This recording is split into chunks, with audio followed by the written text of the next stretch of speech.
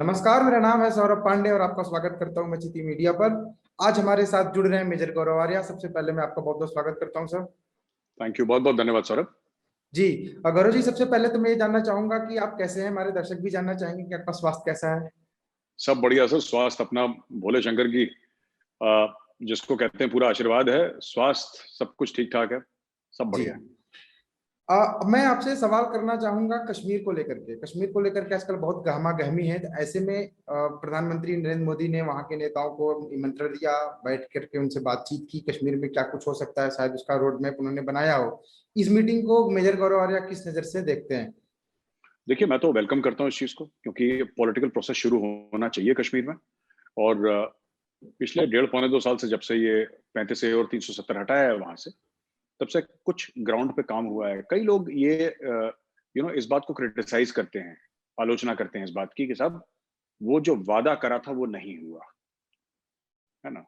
तो ऐसा नहीं है कि नहीं हुआ है, काफी काम हुआ है, काफी प्लानिंग हुई है, टाइम लगता है हर चीज में।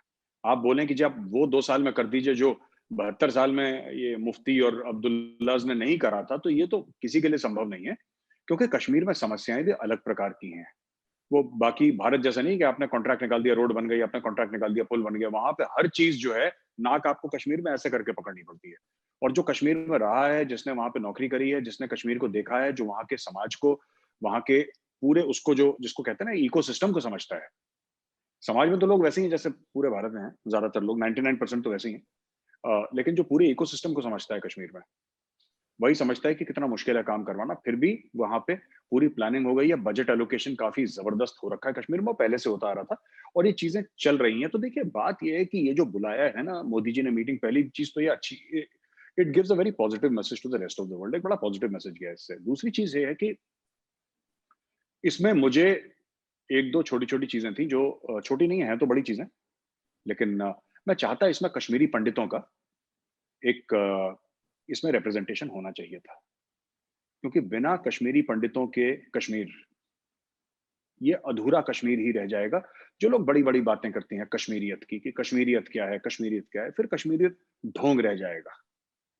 ठीक है, तो फिर कश्मीरी तो ढोंग रह जाएगा। डोगरों की बात कौन करेगा, बकरवालों की बात कौन करेगा, गुज्जरों की बात कौन करेगा। जो हम बात करते हैं जेएनके स्टेट की, जो जेएनके स्टेट है, अभी यूनियन टेरिटरी है, जो अर्स्टवाइल जेएनके स्टेट है, जिसमें लद्दाख शामिल, जिसमें कश्मीर शामिल, जिसमें जम्मू शामिल, ये बनाया किसने था? लोग ये भूल जाते हैं। ये मुगलों ने नहीं बनाया था, ये महाराजा जी। रंजीत सिंह के टाइम का नहीं बनाया है। ठीक है ना। इसको पहले जो पठान आए थे यहाँ पे, अफगान आए थे, उन्होंने बनाया है। नहीं, ये डोगरों का बनाया हुआ है। जो डोगरों की डायनेस्टी है, जम्वाल डायनेस्टी, जो जम्वाल थे जिन्होंने राज करा था, जो डोगरा साम्राज्य था, डोगरा एम्पायर था, डोगरों का बनाया हुआ है ये।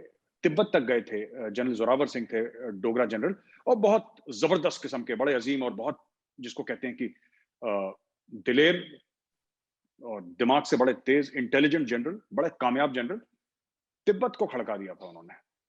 तो ये वो लोग कहाँ हैं? डोगरा, डोगरा के साथ सौतेला व्यवहार हुआ है, तो उनको भी बीच में आना चाहिए था। 2-3 थे डोगरा वाले, लेकिन उतने नहीं थे जितने होने चाहिए थे। आपको ज्यादातर कश्मीर वैली के लोग उसमें दिखे, और मुझे कोई प्रॉब्लम नहीं है कश्मीर वैली के लोग दिखें। लेकिन अगर आप नौकरियां देखेंगे, जम्मू एंड कश्मीर, पुराना जम्मू एंड कश्मीर स्टेट की बात कर रहा हूं मैं, जी। आज की नहीं, अभी तो यूनियन टेरिटरी है। पुराने जम्मू एंड कश्मीर, आज से 2 साल पहले का लिस्ट बताइए कि एक कॉलेज है, उसमें कितने प्रोफेसर हैं। एट एन एवरेज निकालिए जम्मू कश्मीर लद्दाख का, आपको पता लगेगा कि 10 में 6 या 7 तो कश्मीर घाटी के हैं, एक दो डोगरा हैं। और अगर कोई बीच में लद्दाखी हो गया गलती से तो बेचारा हो गया, वरना वो है ही नहीं वहां पे, उसका तो मैदान ही साफ है। तो इनको ऐसा रखा गया मुफ्तीज ने और फारूक अब्दुल्ला ने कि वहां पे लोग फिट करेगा इस सिस्टम में। सबसे बड़ी प्रॉब्लम जो कश्मीर में आ रही है, वो वहां पे एक जो इकोसिस्टम बन गया है गवर्नेंस का, जो कि लेफ्टिनेंट गवर्नर मनोज सिन्हा जी हैं। वो बहुत मेहनत कर रहे हैं, लोगों से मिल रहे हैं, एक्सेसिबल गवर्नर हैं वो। जी। मतलब वो ये नहीं कि मैं राजभवन में बैठा हूं, तुम कोई मुझसे नहीं, ऐसा नहीं है। वो लोगों से मिलते हैं। He is very hard working. उनके बारे में काफी अच्छी चीजें सुनने में आई हैं, बहुत पॉजिटिव, जबरदस्त काम कर रहे हैं वो। जी। और बाकी लोग, इदारे, अपना एजेंसीज अपना काम कर ही नहीं है वहां पे, लेकिन कश्मीर में थोड़ा सा वक्त लगेगा।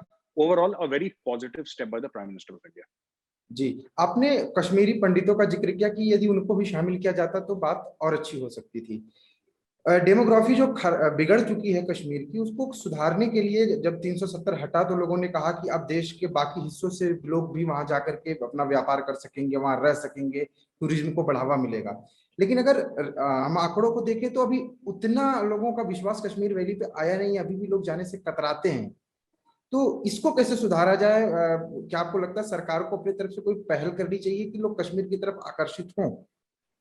देखिए, ये जो सौरभ, ये जो रोड मैप होता है ना कि लोग आएंगे वहां पे, पहले पाकिस्तान ने कश्मीरियों को भी बड़ा झूठ बोला था कि अब 370 हट गया, है ना, और 35 से हट गया, अब तुम देखना पूरे भारत से लोग आएंगे, तुम्हारी जमीनें खरीद लेंगे और तुम्हें बेघर कर देंगे।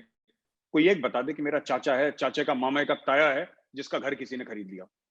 अगर आप सुनिए ना, अगर मेरे पास पैसे हैं सौरभ, जी। मेरे पास 1 करोड़ रुपए हैं, ठीक है, और मैं एनसीआर दिल्ली में रहता हूँ, नोएडा में रहता हूँ, ठीक है, मैं क्यों जाऊंगा कश्मीर में? मुझे पागल कुत्ते ने काटा है?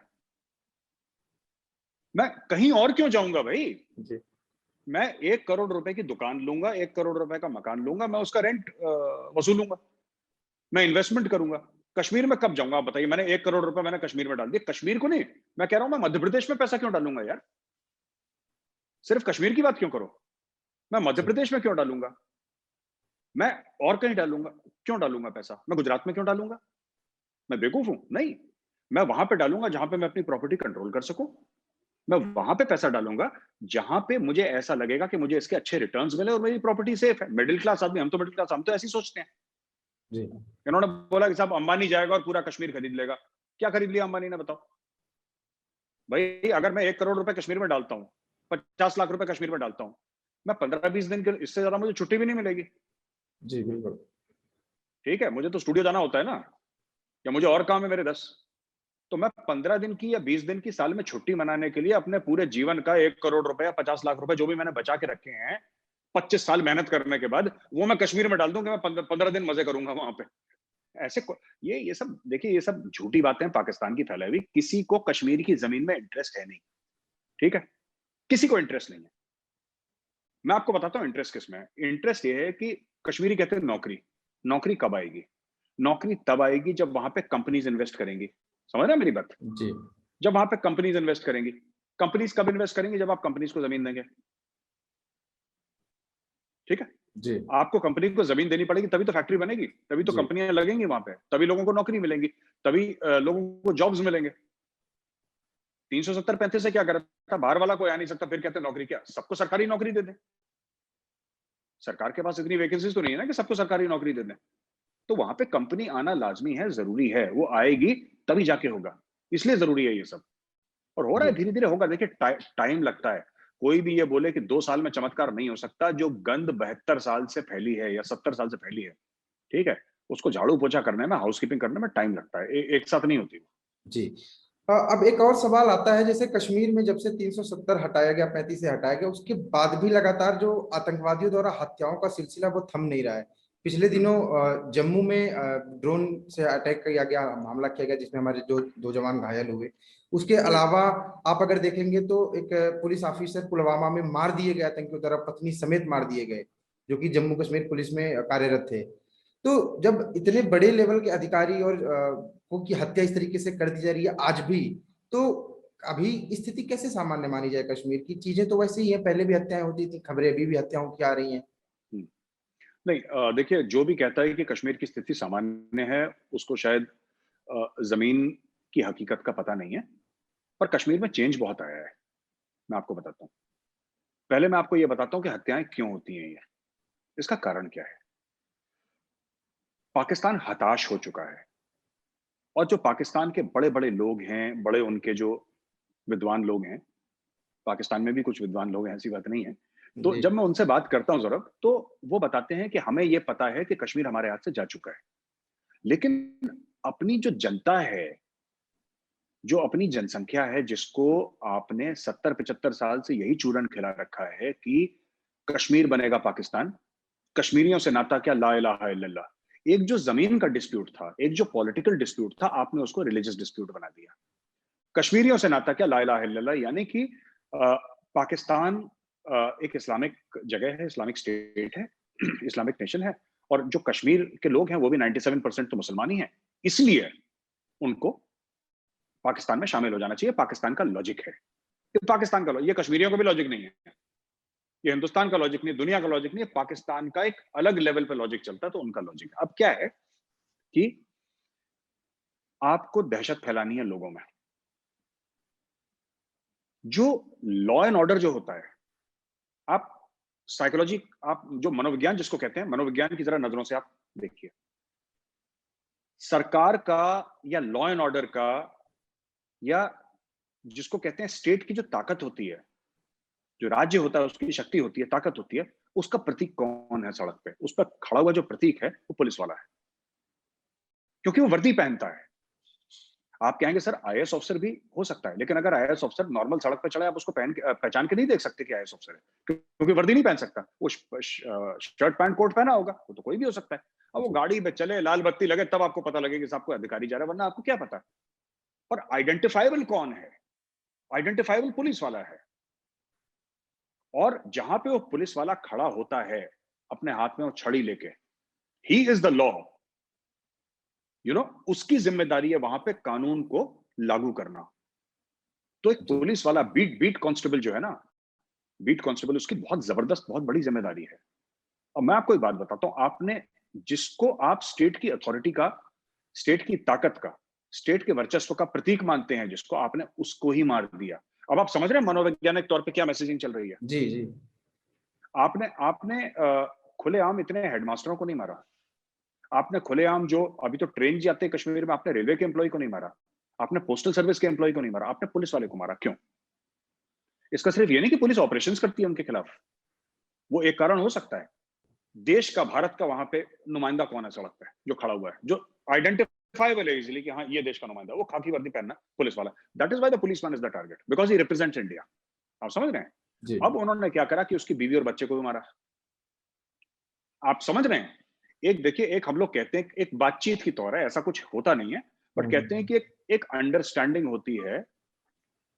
दिल्ली में भी है, बंबई में भी है, जहां पे माफिया होते हैं ना, बड़े बड़े बड़े, आपने सुना होगा, बंबई में फिल्मों में देखते हैं, भाई लोग कहते हैं जो बंबई की भाषा में। जी और ये सब पुलिस और इनमें हर समय करार रहा है, एक अंडरस्टैंडिंग रही है। करार मतलब लिखित करार नहीं, एक अंडरस्टैंडिंग है कि परिवार को कोई हाथ नहीं लगाएगा। नहीं समझ रहे आप? जी जी परिवार को कोई बिल्कुल। हाथ नहीं लगाएगा, है ना? एक दूसरे को जान से मार दो, एक दूसरे की हत्या कर दो, एक दूसरे को देखते ही गोली मार दो, चाहे पुलिस वाला माफिया वाले को मारे, माफिया वाला पुलिस वाले को मारे। वो गेम पुलिस, चोर पुलिस का चलता रहता है, लेकिन परिवार को कोई हाथ नहीं लगाएगा। ये करार है, और ये कोई लिखित करार नहीं है, एक अंडरस्टैंडिंग होती है। ठीक है? जी उन्होंने करार तोड़ दिया, उन्होंने करार तोड़ दिया। पंजाब में क्या हुआ था मैं आपको बताता हूं, और जम्मू कश्मीर पुलिस ने करा नहीं है अभी तक, ये करा नहीं है जम्मू कश्मीर पुलिस ने। लेकिन कर भगवान ना करे ऐसा हो जाता है ना, ये आतंकवादी, मैं कह रहा हूं, बिल खोद के अंदर बैठ जाएंगे। पंजाब में क्या हुआ था 80 के दशक में, जब वहां पे आतंकवाद चला था, तो पंजाब पुलिस के कुछ अफसरों ने यह बोला कि इन लोगों ने क्या करा कि जो बब्बर खालसा वाले जो थे, हम्म, आम सिख तो परेशान था वहां पे, क्योंकि ये लोग आम सिखों को भी मारते थे। जी तो क्या हुआ कि बब्बर खालसा वालों ने क्या कोशिश करी कि जब बसें आई तो उसमें से हिंदू निकाले और हिंदुओं को गोली मार दी। पंजाब पुलिस में तो ज्यादातर सिख हैं, क्योंकि सिख मेजोरिटी स्टेट है। हम्म, पंजाब पुलिस के सिखों ने और सब लोगों ने मिलकर, ना कि सिर्फ सिखों नहीं, सब लोगों ने मिलकर एक प्लान बनाया कि आतंकवादियों का दर्द कहां पे होता है। उन्होंने रातों रात आतंकवादियों के परिवार वालों को उठाना शुरू करा कि तू बहुत बड़ा आतंकवादी है ना, तेरा बाप हमारे कब्जे में आ जाए। इनके घुटने तोड़ दिए पंजाब पुलिस ने। सही करा गलत करा उसके ऊपर मैं कोई नहीं होता कमेंट करने वाला यहाँ पे, ना मेरी इतनी हैसियत, ना मेरी औकात कि मैं बोलूं पंजाब पुलिस ने सही करा गलत करा। लेकिन पंजाब का जो सिख है ना, उसने खालिस्तान की कमर तोड़ दी। अब उसने अच्छी तोड़ी बुरी तोड़ी मुझे नहीं पता, लेकिन कमर टूटी। आज खालिस्तान की मूवमेंट जो है सो कॉल्ड, अब वो कनाडा के जो टैक्सी ड्राइवर है वही चलाते हैं, भारत में नहीं चलती वो, जी क्योंकि पंजाब के सिखों ने कमर तोड़ दी उसकी। अभी तक कोई आतंकवादी के परिवार को जाके सिर्फ रिक्वेस्ट करते थे हाथ जोड़ के कि अपने बेटे को बोलो हथियार छोड़ दे, अपने बेटे से फोन पे बात करो, हथियार छोड़ दे, हम चाहते नहीं उसको मारना। जम्मू कश्मीर पुलिस जब भी गई है किसी दहशतगर्द के खानदान के पास, उसके परिवार के पास। जम्मू कश्मीर पुलिस ने दहशतगर्द को, आतंकवादी को छाती में गोली जरूर मारी है, लेकिन जब भी उसके माँ बाप के पास गई है, जब भी उसके भाई बहन के पास गई है, तो हर समय हाथ जोड़ के सर झुका कर गई है। जम्मू कश्मीर पुलिस ने कभी किसी आतंकवादी के ऊपर, उसके माँ बाप के ऊपर, कहने का मतलब है उसके परिवार के ऊपर हमला नहीं करा। उन्होंने क्या करा आतंकवादियों ने? उन्होंने करार तोड़ दिया। अब मुझे नहीं पता इसके नतीजे क्या होंगे, जी। क्योंकि हर चीज का ना वो law every of action motion है हैज ना, an equal equal and reaction. Opposite, जी। ऑपोजिट रिएक्शन ना। अब मुझे नहीं पता, हो सकता है ना हो, लेकिन ये बहुत बड़ी चीज है जो उन्होंने करी। उन्होंने करार तोड़ दिया, उनको करार नहीं तोड़ना चाहिए था। जी। जब तक आपने जम्मू एंड कश्मीर पुलिस वाले के अफसर पे गोली चलाई, ठीक है, तो जम्मू एंड कश्मीर पुलिस वाले हैं, वो कफन बांध के चलते हैं, उनको पता है कि हमारी जिंदगी कभी भी खत्म हो सकती, उनको पता है ये चीज, और वो लोग एक्सेप्ट करते हैं कि ठीक है, ये हमारी ड्यूटी, हमारा फर्ज है। अगर देश के नाम, फर्ज के नाम निछावर हो गए, कोई बात नहीं। पर आपने अगर बीवी और उसकी बेटी पे हाथ लगाया, और आपने उनकी बीवी और बेटी की हत्या करी है, या बेटी क्रिटिकल है, या बीवी को आपने जान से मार दिया उसकी, तो फिर आपने उसके घर पे अटैक करा है। किसी के घर पे अटैक नहीं होता कभी। आप किसी के घर में घुस के उसके परिवार को मारोगे, तो फिर इसके नतीजे, फिर क्रिया फिर शराफत प्रतिक्रिया होगी। भूल जाओ। जी। फिर आप शराफत भूल जाओ। जी। आपने कश्मीर की महिला सुरक्षा की, मतलब महिला की हत्या हुई, इस पे मुझे एक बात याद अभी आ रही है। अभी मुद्दा बहुत ही ज्यादा चल रहा है धर्मांतरण का लेकर के। कश्मीर में कुछ सिख भाई लोग वहां पे प्रदर्शन कर रहे हैं, और वो कह रहे हैं कि उनकी समुदाय की किसी 12 साल की बच्ची का विवाह किसी 45 वर्षीय मुस्लिम से करवा दी गई, और गन पॉइंट पे करवाया गया। सबसे जो इसमें नोट करने वाली बात यह है, और ऐसा ही एक मामला यूपी में आया था, जहां पे कुछ धर्मांतरित करने वाले लोग गिरफ्तार हुए थे, और उनके तार आईएसआई से जुड़े थे। तो मैं आपसे जानना चाहूंगा कि ये जो पाकिस्तान है, हर मोर्चे पे भारत से मात खाने के बाद, क्या अब ये एक नया तरीके का मोर्चा खोल रहा है? क्या ये अब धर्मांतरण, और वो भी जबरन धर्मांतरण करके भारत के अंदर एक कुछ गृह युद्ध जैसी स्थिति उत्पन्न करना चाहता है? सौरभ, मैं आपको बताता चलूं, पहली बात तो नया नहीं है ये जी। धर्मांतरण वाला मामला जो है ना, कन्वर्जन, ये नया नहीं है। मैं यूपी की बात नहीं करूंगा, यूपी के बारे में, यूपी में रहता जरूर हूं, लेकिन मुझे यूपी के बारे में नॉलेज नहीं है। ठीक है, आप कभी पाकिस्तान के बारे में बात करिएगा, तब मैं पाकिस्तान के बारे में 2 घंटे बोल सकता हूँ, यूपी के बारे में 2 मिनट शायद ना बोल पाऊँ। जी। मेरा इंटरेस्ट वहां का है। मैं आपको बताता हूँ, जब पंडितों को निकाला गया था ना वहां से, जब जेनोसाइड हुआ था, जी। जब उनकी मास किलिंग हुई थी, मास रेप हुए थे कश्मीरी पंडितों का, तो मस्जिदों से बोला गया था, रलिव गलिव चलिव, या तो तुम यहां पे रह जाओ धर्मांतरण करके, ठीक है, जी। या तो तुम यहां से चले जाओ, या फिर हम तुम्हें मार देंगे। मार देंगे। और अगर तुम जाते हो, तो अपनी बहन बेटियों, अपनी बीवियों को हमारे लिए छोड़ के यहां पे जाओ। ये मस्जिदों के लाउड स्पीकर से कश्मीर में रलिव गलिव चलिव, ये 3 वर्ड हैं जो हर कश्मीरी पंडित से आप पूछिए, उसके कान में आज भी गूंजते हैं। और जो बाद में पैदा हुए थे 90 की दशक में, कश्मीर से निकलने के बाद, वो चाहे जम्मू के रेफ्यूजी कैंप में पैदा हुए हों, दिल्ली में पैदा हुए हों, अमेरिका में पैदा हुए हों, कोई ऐसा कश्मीरी बच्चा नहीं है जिसको रलिव गलिव चलिव का मतलब नहीं पता। मतलब सिर्फ उसका कश्मीरी में मतलब की बात नहीं कर रहा, जी। उसका असल में मतलब क्या है, उनके ऊपर, कश्मीरी पंडित कम्युनिटी के ऊपर एक कैसे चलाया गया था ये हथियार की तरह। तो पाकिस्तान ने क्या वेपनाइजेशन ऑफ इस्लाम करा है, एक मजहब को हथियार बना दिया, राइट? ये पाकिस्तान ने करा है। ये सिर्फ यहां पे नहीं है कि कश्मीर में, ये वही चीज इन्होंने नानकाना साहिब जो पाकिस्तान में है, जो सिखों का सबसे ज्यादा, जो जहां पे गुरु नानक देव जी पैदा हुए थे नानकाना साहब में, और वहां पे जी। नानकाना साहिब का करतारपुर जो कहते हैं एरिया, करतार। जी। वहां पे, हाँ, वहां का जो हेड ग्रंथी था, उसकी बेटी को किडनैप करके मुसलमान बना दिया था ना इन लोगों ने, तो पाकिस्तान में। तो ये मजहब को पिछले साल, मेरा कहने का मतलब है 2019-2020 की बात कर रहा हूँ, 2019-2020 का जो साल था, उसमें 1000 से ज्यादा हिंदू और सिख लड़कियों को पाकिस्तान में जबरन पकड़ के कन्वर्ट कर दिया था। अब पाकिस्तान की ह्यूमन राइट्स वॉच जो है, आप उसकी रिपोर्ट इंटरनेट से लीजिए और आपको उसको पता लगेगा कि हर रोज वहां पे केसेस आते हैं, और वहां पे इसको अच्छा माना जाता है। वहां पे अच्छा माना जाता है कि आपने 12 साल की लड़की को पकड़ के उसका धर्मांतरण कर दिया, उसके साथ बलात्कार करा, रेप करा, तो आपको, ये आपने कोई अच्छा काम करा है। ये वहां पे मानते हैं ऐसा पाकिस्तानी, उनकी जहरियत मानसिकता ऐसी है। सोच है। आपने बच्ची पे, हाँ सोच ऐसी, आपने बच्ची पे, आपने 12 साल की बच्ची पे हाथ उठाया तो आप बहुत बड़े मर्द हैं, आपने बहुत गाजी हैं, मुजाहिद हैं, आपने बड़ा काम करा है। बच्चे पे हाथ आपने उठा लिया तो आप बहुत बहादुर हैं। ये उन मेंटालिटी, वही मेंटालिटी ये लोग कश्मीर में डाल रहे हैं। ये रुकेगा थोड़ा ना। ये सिखों पे क्यों अभी क्यों जुल्म कर रहे हैं सिखों पे? हिंदू तो साफ कर दिए वहां से, हिंदू साफ कर दिए। ये जबरदस्ती करवाया गया है। ये पाकिस्तान मैसेज पास कर रहा है, ये पाकिस्तान संकेत दे रहा है कि हम ये भी कर सकते हैं, अफरा तफरी मचाने के लिए, दो कम्युनिटीज के बीच में लड़ाई Dispute करवाने पैदा के लिए, डिस्प्यूट पैदा करने के लिए। सबसे बड़ा डिस्प्यूट क्या, बेचारे सिख मुट्ठी भर तो सिख हैं, क्या डिस्प्यूट करेंगे यार वो, क्या कर लेंगे डिस्प्यूट? पर आपने ऐसा कर दिया। तराल में सिख रहते हैं, साउथ कश्मीर का जो, जहां का बुरहान वानी रहने वाला था ना, तराल का, जी। तराल में सिख रहते हैं। और जगह है जहां पे सिखों की पॉकेट है, जहां पे चिटी सिंहपुरा का मैसाकर था, वो सिख गांव तो है वो।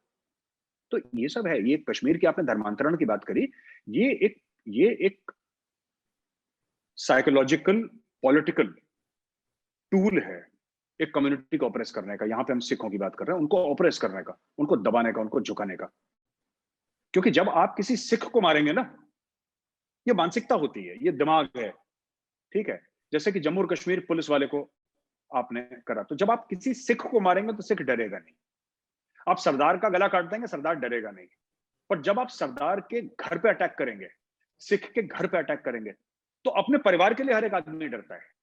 खुद की जान के लिए वो बेखौफ हो जाएगा। वो कहेगा मुझे मार दो, मुझे कोई डर नहीं तुमसे। क्योंकि मौत के साए के तले तो जी रहे हैं ना इतने सालों से, कश्मीर में नहीं जी रहे। बिल्कुल जी रहे। हाँ, फिर वो तो भागे नहीं, वो तो लड़ रहे हैं इससे कभी भी वहां पे। लेकिन आपने किसी की बेटी किडनैप कर ली 12 साल की। अब बाप का सोचिए, आपने उसके बेटी उसने 12 साल की आपने किडनैप कर ली, वो तो बाप अंदर से टूट जाएगा। तो आप सिखों को वैसे कायरता की पराकाष्ठा हो गई। बिल्कुल। आप भाई, आपने जो बाप है, कितना भी बहादुर बाप है, मैं कह रहा हूं, जिस सिख बाप की बेटी गई है उससे पूछो, वो टूट चुका होगा अंदर से, और यही करना चाहते हैं, तोड़ना चाहते हैं अंदर से। That is what they are doing. जी जी। गौरव जी, आप हमारे चैनल पे आए, हमसे इतनी सारी बातें साझा की, इसके लिए आपका बहुत बहुत धन्यवाद। उम्मीद करते हैं हमारे दर्शकों को ये बातचीत काफी पसंद आई होगी, और दर्शकों से भी निवेदन करेंगे कमेंट सेक्शन में हमें जरूर बताएं कि मेजर गौरव आर्या से ये बातचीत आपको कैसी लगी। और भी राष्ट्रीय हित से जुड़े मुद्दे और भी जो सुरक्षा से जुड़े मुद्दे होंगे, उन पे हम मेजर गौरव आर्या से बातचीत करते रहेंगे। बने रहिए हमारे साथ, देखते रहिए जीटी मीडिया हिंदी। धन्यवाद। Namaste. Please remember to subscribe to us and switch on the notifications for this channel. For our other social media links, more content, and to support our work, please visit citti.net. Dhanyavad. Namaskar.